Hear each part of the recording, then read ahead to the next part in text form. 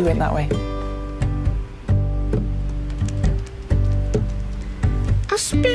Welcome to Watch Mojo UK, and today we're counting down our picks for the best individual scenes from the entire history of British television. Could you make me a Waldorf salad? A what? Waldorf salad. Well, I think we're just out of Waldorf. Before we begin, we publish new content every day, so be sure to subscribe to our channel and ring the bell to get notified about our latest videos. Number 20. Diane gets murdered. The Traitors. The player who is safe is the player who Tracy would leave all her worldly goods to. Diane, yeah. Like crystals. Yeah. It's not me. I'd say Diane too. Since it first hit our screens in 2022, this reality game show has been a massive hit. Players are separated into being either faithful or a traitor. The traitors' identities are kept secret and they must collaborate to eliminate all others. Diane, please step forward. I can reveal that is incorrect. Diane, you are not the answer to the question. Please rejoin the procession and death may still be near for you. This led to the incredible scene where Diane Carson, who was a fan favourite, was tragically murdered in Series 2, Episode 7. The players don't instantly know who has been killed. Instead, 3 people sit in coffins, and the remaining contestants must guess who was unlucky. The player who was murdered by the traitors is...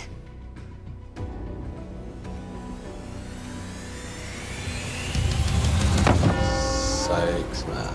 Unfortunately, Diane was sent home this episode, shocking everyone, as she was so adored among contestants. Her own son had to see her go, which was a relationship kept in secret. I'm okay with it being me. It would have been way worse if it had been Ross. Number 19.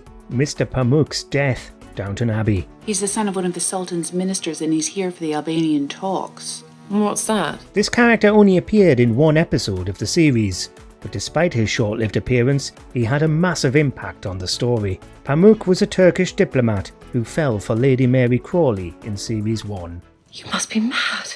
After questionably pressuring her into making love, he ends up dying suddenly of a heart attack. They then have to hide his body, alongside covering up the affair, to try and save Mary's reputation. Can you see them, my lady? Not yet. Oh, wait a minute. Here's Mr. Napier. I was beginning to give up on you. We're moving off. We were fools not to accept your mother's invitation and send the horses down early. It has such profound consequences, it's still mentioned in Series 6, when the show was approaching its conclusion. Fascinatingly, the entire ordeal is based on a true story, according to writer Jillian Fellows. We must cover him up. Hurry, the servants will be up soon. We've got time. Number 18. Brexit. Love Island. This show's been accused of dumbing down Britain. Well, we're about to prove the naysayers wrong. Step aside, Radio 4, as we deliver some cold, hard politics. We all remember Brexit, the withdrawal of the UK from the EU, which happened in 2020. If you were interested in finding out about Brexit's repercussions, then you would struggle to find a less reliable source than Love Island. Which would mean like welfare and like things we trade with would be cut down. So does that mean we won't have any trees? Cheese? Trees? Oh. No, that's got nothing to do with it, babe. That's weather. The topic came up during Series 4 in 2018. One contestant, Hayley Hughes, proved to be hilariously uninformed about the topic. She didn't even know what Brexit was at first. If you will. What do you think about Brexit? What's that? Where we're leaving the European Union. I seriously don't have a... This was about 2 years after the vote, something which she was likely completely unaware of. Either that, or the memory left her head in the 2 years after. So it'll be harder to go on holidays? Yeah, I think so. Oh, I love my holiday. Number 17. Clarkson beats the bullet train. Top Gear. Bullet train. Right, I think it was this way. Go, go, go, go, go, go! We were in such a rush, we boarded the tube train not knowing if it was going in the right direction. Also known as Shinkansens in Japan, these high-speed trains can reach 200 miles per hour. This makes them a formidable opponent in a race across Japan. No one is wild enough to take one on though, right? And even if someone did, they wouldn't have a chance of winning. Except Jeremy Clarkson did exactly that, and against all odds, he won. They aren't here.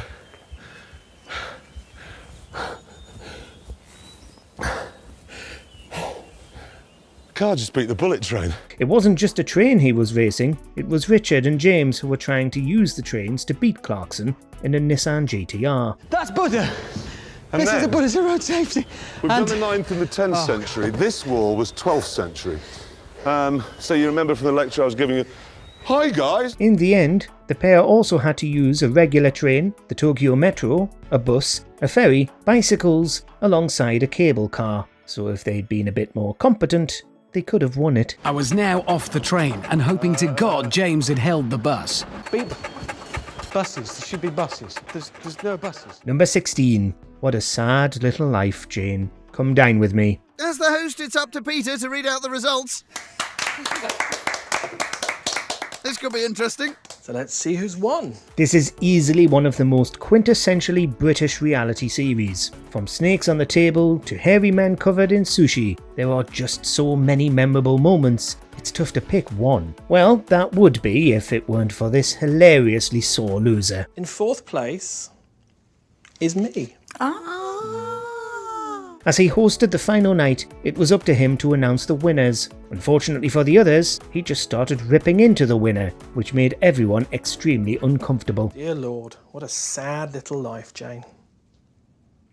You ruined my night completely so you could have the money, but I hope now you spend it on getting some lessons in grace and decorum, because you have all the grace of a reversing dump truck without any tyres on. The scene has since become ingrained in British culture. It's a massively popular meme, and the contestants involved say they are still recognised at least once a month. So Jane, take your money and get off my property. Doggy bag, anyone? So, well done, Jane. Thanks. Number 15. Nadia wins the Great British Bake Off. I did actually see this in Mary Berry's recipe book. Did I read it? No. I thought, well, I'm not going to make that. That's really fiddly. I think I'm going home. Definitely. Since it first aired in 2010, it's become one of the biggest TV events of the year. In Series 6, full-time mother Nadia Hussein decided to try winning the baking competition. She almost instantly became one of the most loved contestants. This is the bit that could go horribly wrong. Oh dear. 4 soft pieces of bread, which actually haven't been steamed in the oven. Oh! Not only did she seem like a delightful person, but her baking skills were phenomenal. In the final, she made 16 separate iced buns, a massive wedding cake, and a stunning mille-feuille. Nadia has brought something special to the Bake Off. Her ideas, her flair, her emotion, her passion were all in her bake. She did all this in a remarkably short time, earning her the final prize. Over 15 million people tuned in to watch her win, and she's been busy since, making shows for the BBC, alongside writing a ton of books. I'm never going to say, I can't do it. I'm never going to say maybe.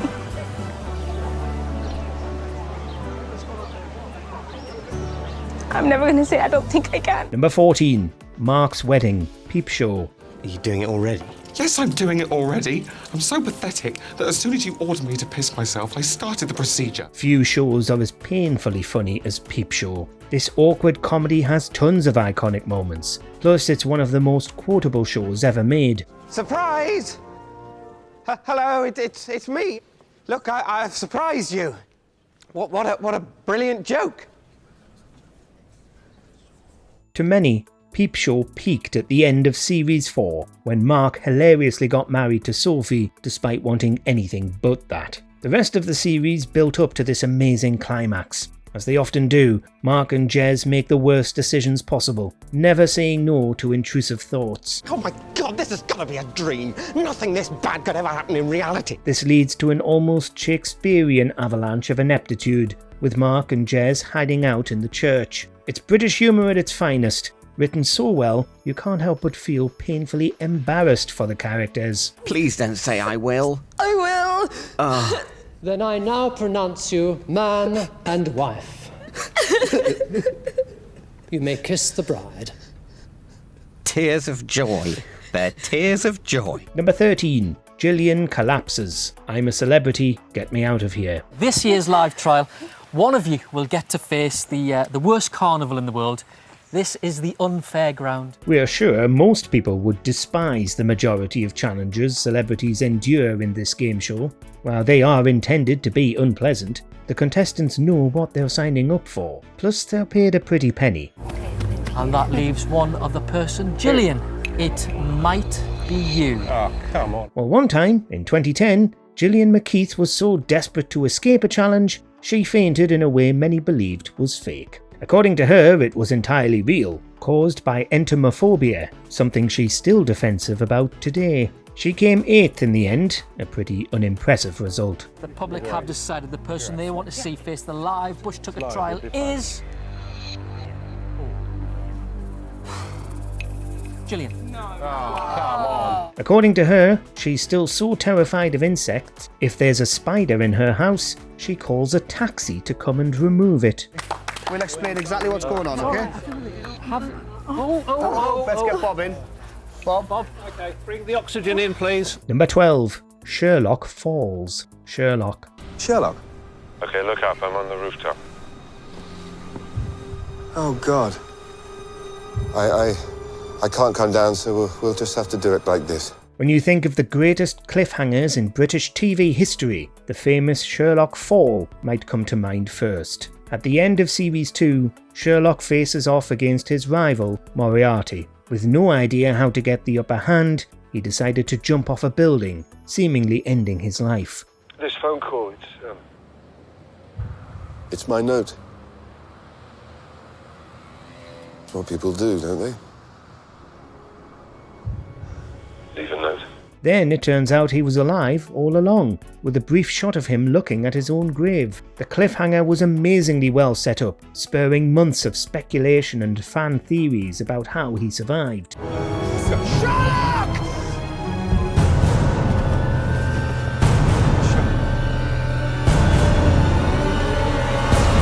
Unfortunately, a lot of fans were unhappy with the resolution. It's never clearly revealed how he lived. He does explain, but it's implied there's a strong chance he's lying. Let me come through. Let me come through, please. No, he's my friend. He's my friend, please. Number 11. Urgent exit required. Line of duty. Maybe I could just check the calendar. Yeah. You wouldn't have entered my flat, would you, Kate?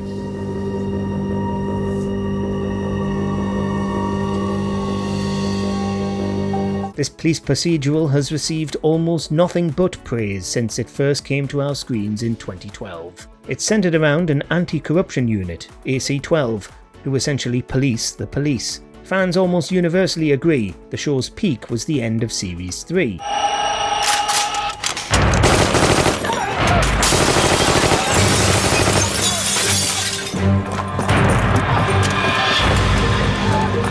After episodes of mystery surrounding the Caddy, an undercover police officer working for criminals, they finally figure out who it is. Before they can take him down, however, he requests backup from his fellow corrupt officers.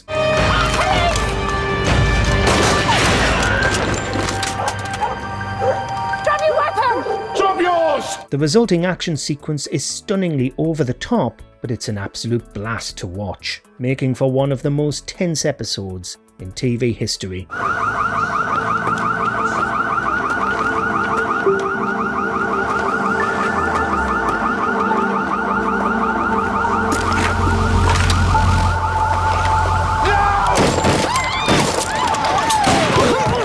Number 10. Nessa's proposal. Gavin and Stacey. Sorry? Am I being pranked? Is this a joke?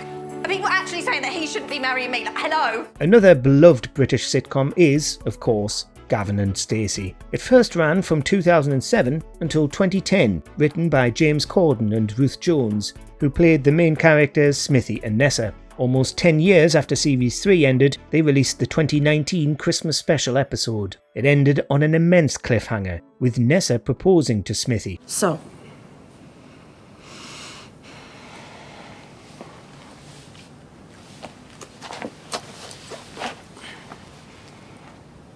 will you marry me?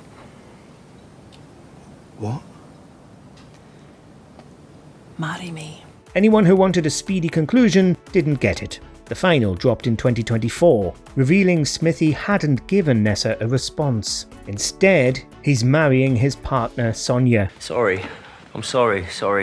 I've got to say something. Oh my Christ. I don't... Is everything okay, Gavin? I think you might be making a mistake. Well, until the last minute, when he finally changes his mind, giving fans a conclusion they've waited over a decade for. I'm sorry, Sonia. I wish you nothing but the best, I really do. But Gav, we gotta go. I really am so sorry. Number 9. Subo's first audition, Britain's Got Talent. I dreamed a dream in time gone by.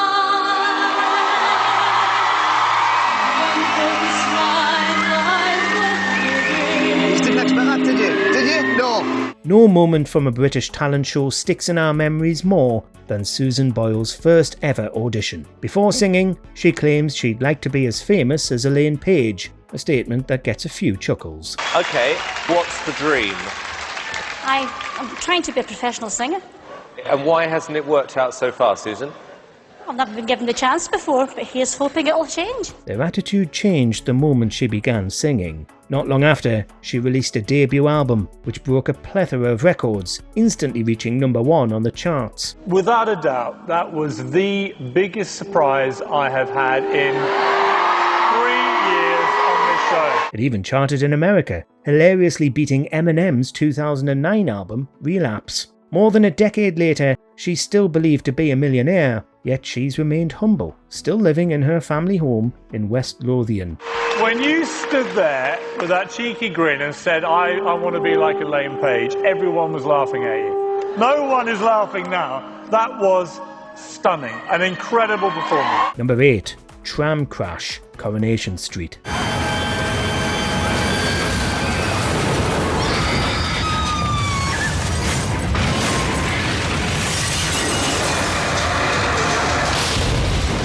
This soap has been running since the 1960s, meaning almost every British person will have watched an episode at some point. As is common for soap operas, the drama can get pretty over the top. The most excessive this show got was in 2010, when a pub had a tragic gas leak leading to an explosion.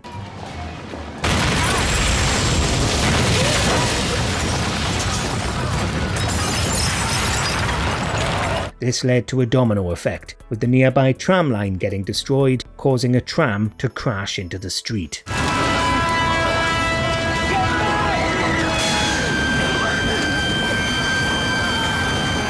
It's an immense catastrophe, which was an intense experience to watch live. It was such a major TV event that over 14 million people tuned in, a massive figure given their average 4 million viewers per episode.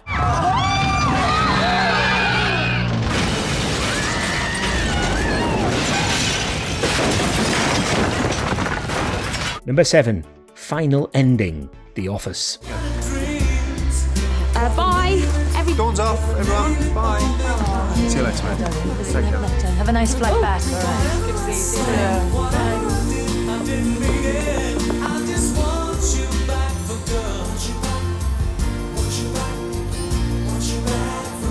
Few people expected The Office to have a positive ending. It nearly didn't, in fairness, with Series 2's ending being especially bleak. Thankfully, things weren't left there. And Dawn was a ray of sunshine in my life, and it meant a lot.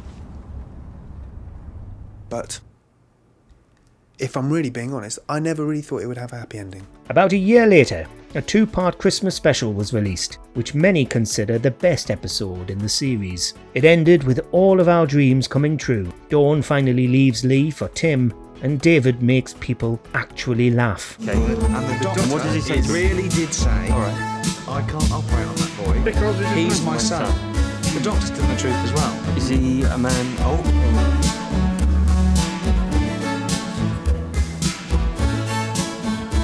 It's an especially heartwarming ending, which is stunning given how painful the rest of the series is. The series only lasted 14 episodes, but its short length hasn't stopped it from having a massive impact on comedy worldwide.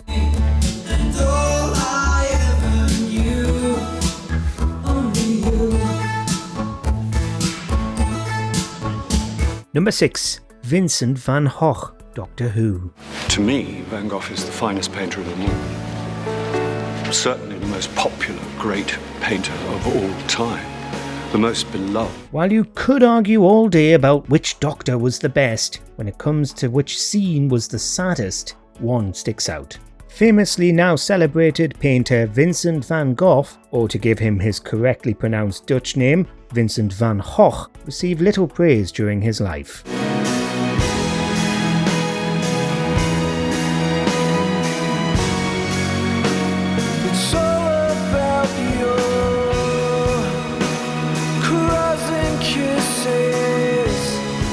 How this affected him was covered in one episode of Series 5, and it made almost the entire country cry. The Doctor uses the TARDIS to show Van Gogh how adored his artwork is in 2010. To my mind, that strange, wild man who roamed the fields of Provence was not only the world's greatest artist, but also one of the greatest men who ever lived. He treats him to massive words of praise from an art critic, played by the famous Bill Nye. It's also an excellent portrayal of mental health, a topic rarely covered on Doctor Who before this episode. They are tears of joy. Thank you, sir. Thank you. You're welcome. You're welcome. Sorry about the beard. Number 5. Batman and Robin. Only Fools and Horses. Do you know, we could be there in 5 minutes if we ran. We'll be seen! No, we won't. What do you mean, be seen? Look, all the streets are empty, look, aren't they? This sitcom covers the hilarious antics of working class lads in Peckham. The main characters are brothers Del Boy and Rodney Trotter. All right, play it nice and cool, son. Nice and cool, you know what I mean?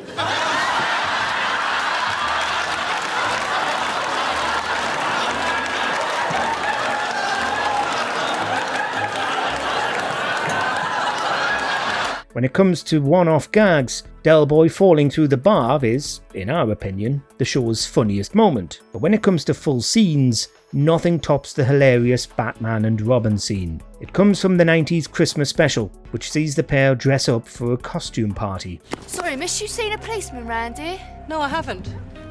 Good, then get some money. On the way there, their car breaks down, so they have to run the remaining distance. This then leads to the side-splitting moment where they save a woman from being mugged entirely by random luck. What's happening? I have the faintest idea.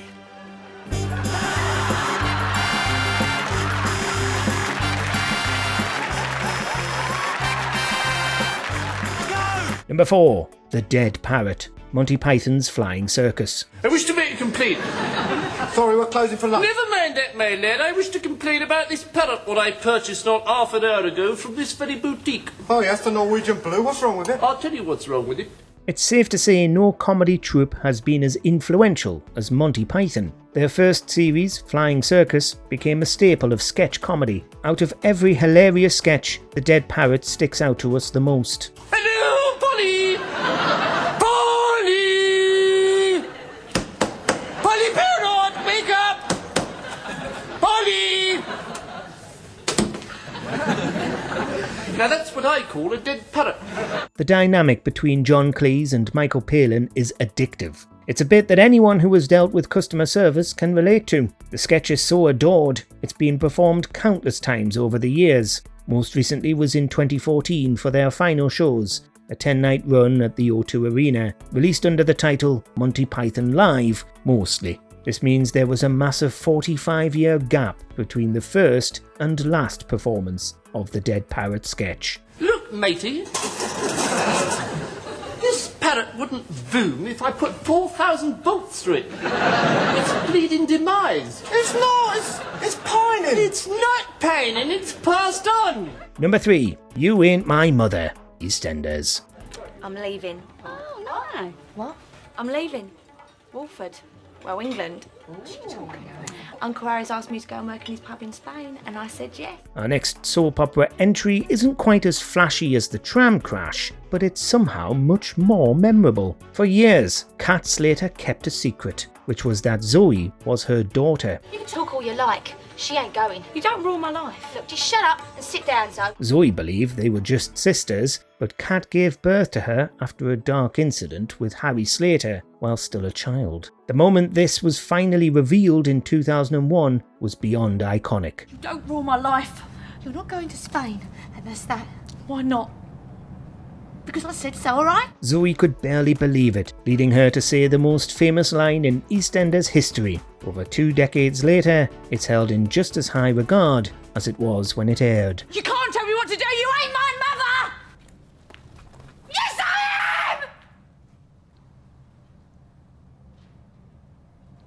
am. Number 2. Don't mention the war. Fawlty Towers. All differences forgotten, and no need at all to mention the war. Sorry. What was it again? The prawn cocktail. Oh, prawn, that was it. When you said prawn, I thought you said war. Even though it only had 12 episodes, Fawlty Towers has no shortage of memorable moments. Out of all of them, the comical meeting with the Germans is remembered most warmly. The episode centres on Basil trying to look after some German guests, while hiding his problematic views on Germans. Listen, don't mention the war. I mentioned it once, but I think I got away with it all right. His restraint goes straight out the window after he gets a concussion, leading him to an absolutely ridiculous scene where he can't do anything but mention the war. Will you stop talking about the war? Me? You started it? We did not start it. Yes, you did. You invaded Poland. It has since become controversial for its anti-German sentiments, but it's defended by how you're supposed to be laughing at Basil Fawlty, who is really anything less than a complete buffoon. Who's this then? Start you, but I'll do enough anymore. Number 1. Blackadder goes forth. Blackadder. Listen, our guns have stopped. You don't think... Maybe the war's over. Maybe it's peace. We're sure a lot of you could have seen this coming from a mile away. After 4 memorable series, Blackadder goes from being one of the funniest shows ever to the saddest. We lived through it. The Great War, 1914 to 1917. Hip, hip, hooray! After spending a whole series in the trenches, it concludes with the cast being sent into no man's land. It's implied that none of them make it out alive. Many people regard it as the perfect ending to an almost flawless show. Good luck, everyone.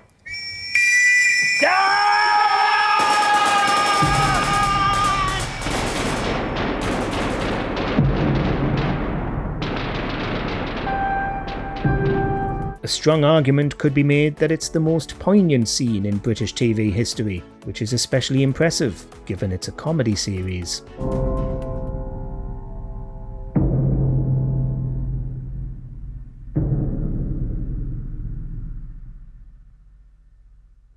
What's your favourite scene in British TV history, and did we include it in our ranking? Let us know in the comments below.